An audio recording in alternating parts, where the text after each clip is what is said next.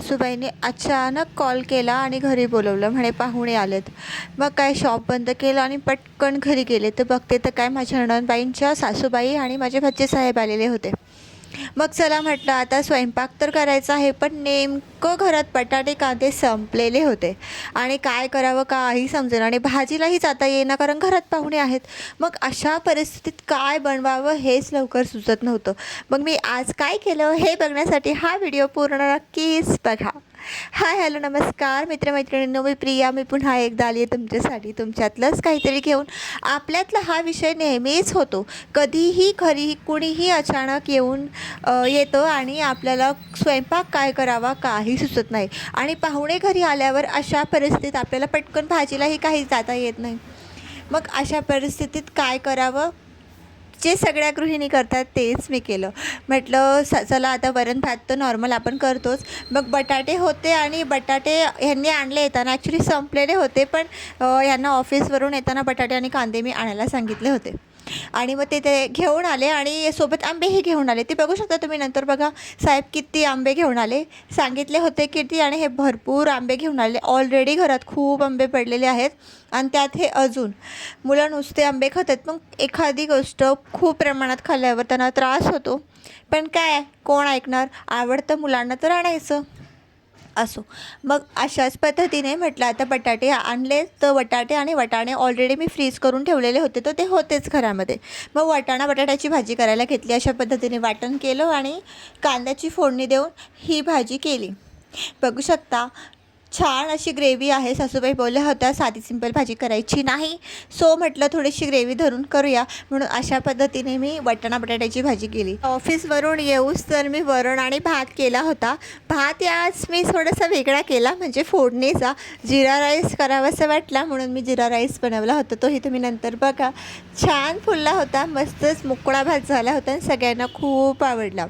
आणि अशा पद्धतीने थोडी तयारी मी ऑलरेडी केली होती. पीठ मळून ठेवलं होतं पुऱ्यांसाठीचं आणि त्याची रेसिपी पण मी तुम्हाला आधी सांगितली होती की कधीही पुऱ्यांचं पीठ मळताना तर थोडंसं थंड तेल टाका, 2 चमचा 3 चमचा, जेणेकरून ते पीठ जे पुऱ्या आहेत मस्त फुलतात आणि खूप मऊसूत होतात. आणि मग आता म्हटलं तळणं तर असणारच, सो भजी करायला घेतले. साधारण तरी 5-6 भजी कांदे मी घेतले होते मीडियम साईजचे.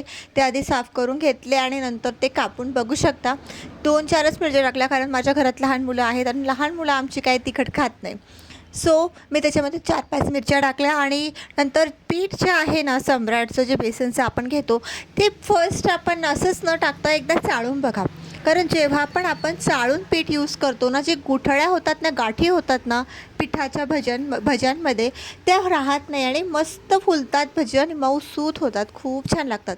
म्हणून कधीही पीठ घेताना ते चाळून घ्या, मस्त होतील भजे तुमचे. आणि सोडा ना खूप थोडा जास्त टाका, जितकं आपण मीठ टाकतो ना त्यापेक्षा थोडंसं कमी असं सोडा टाकून बघा. देन तुमचे भजी बघा किती मस्त आणि मऊसूत होतात. अशा पद्धतीने कधीतरी एकदा नक्कीच ट्राय करून बघा. आणि पाहुणे मुंबईचे असतील तर त्यांना नॉनव्हेज आवडतं, पण आज मंगळवार होता म्हणून मला काही नॉनव्हेज करता आलं नाही आणि मावशींचा अर्थात माझ्या नंदेच्या सासूबाईंचा उपवासही होता, म्हणून मी हा सगळा घाट घातला. आणि मग आंबारस करायचं होतं आणि आंबारस आपल्याला पुऱ्यांसोबत खायचे, तो सेम फार घट्ट करत नाही आम्ही, म्हणून मी आंबे अशा पद्धतीने पिळून घेतले आणि नंतर ते धुवून वगैरे व्यवस्थित करून घेतलं आणि नंतर आंबारस केला. आंबारसामध्ये पण एक टिप सांगू का, जेव्हा पण आपण आंबारस करतो ना त्याच्यामध्ये थोडंसं चिमूटभर तरी आपण सोडा टाका, जेणेकरून ज्यांना वाताचा प्रॉब्लेम होतो आणि आंबारस बाधतं त्यांना ते बाधत नाही आणि त्याचा काही त्रासही होत नाही. म्हणून आमच्या मुलांनी सर्रास आंबारस खाल्लेला आहे खूप जास्त आणि त्यांना काही त्रासही झालेला नाही आहे.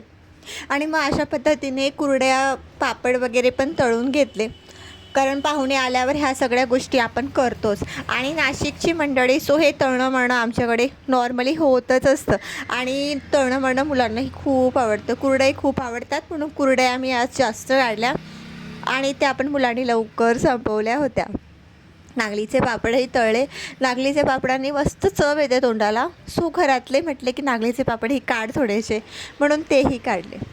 आणि लास्ट टाईम म्हटलं आता पुऱ्या बघू शकता तुम्ही खूप छान फुलल्या आहेत माझ्या. काही चपट्या झाल्या कारण खूप खाईमध्ये केलं मी सगळं, पण मग मोस्ट ऑफ पुऱ्या ज्या आहेत ना माझ्या त्या मस्त फुलल्या होत्या आणि खूप मऊसूत झाल्या होत्या.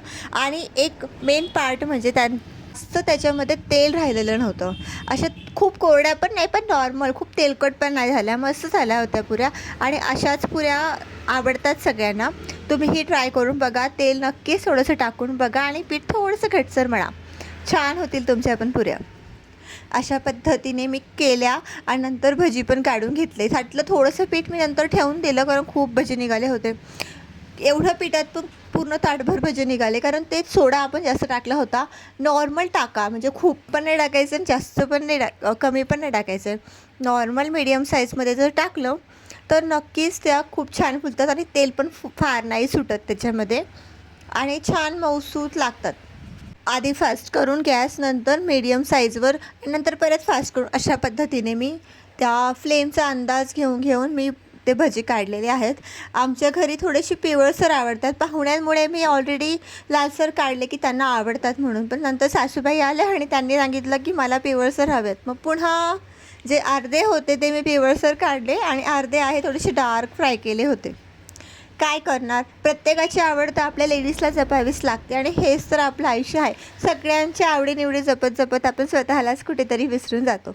आणि हेच करू नका मैत्रिणींनो, सगळ्यांच्याही आवडी जपा, घरातलं सगळ्यांना जपा, पण त्याचबरोबर तुमच्याही आवडी जपा. हा मेन उद्देश हा प्रत्येक लेडीजसाठी असतो. पण आपण नेहमी दुर्लक्ष करतो स्वतःकडे. सगळ्यांकडे लक्ष देता देता कुठेतरी स्वतःकडे दुर्लक्षित करतो. ते करू नका. बघू शकता माझा मस्त असा स्वयंपाक झाला आणि आम्ही सगळे मंडळी मस्तपैकी खाली बसलेलो आहोत जेवण करायला, आपल्या भारतीय पद्धतीनेच. आणि माझ्या सासूबाई आणि नंदेची सासूबाई वर बसल्या आहेत, कारण त्यांना पायाचा त्रास आहे, त्या खाली बसू शकत नाही. मग असा होता माझा आजचा बेत. कसा वाटला नक्कीच कमेंट करून सांगा. Thank you so much.